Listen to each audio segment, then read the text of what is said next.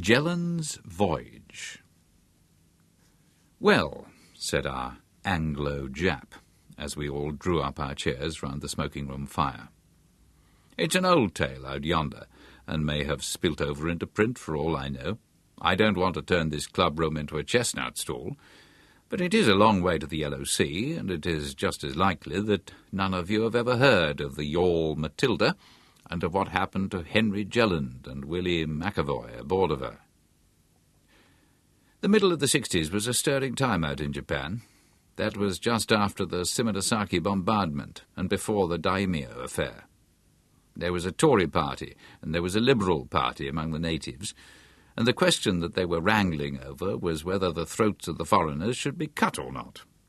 I tell you all, politics have been tame to me since then. If you lived in a treaty port, you were bound to wake up and take an interest in them. And to make it better, the outsider had no way of knowing how the game was going. If the opposition won, it would not be a newspaper paragraph that would tell him of it, but a good old Tory in a suit of chainmail with a sword in each hand would drop in and let him know all about it in a single uppercut. Of course, it makes men reckless when they're living on the edge of a volcano like that.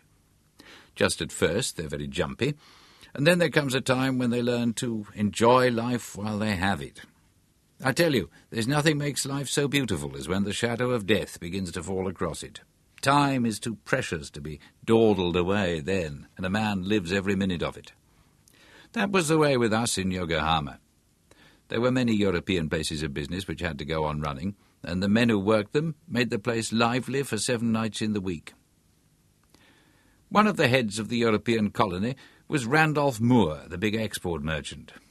His offices were in Yokohama, but he spent a good deal of his time at his house up in Jeddo, which had only just been opened to the trade. In his absence, he used to leave his affairs in the hands of his head clerk, Jelland, whom he knew to be a man of great energy and resolution.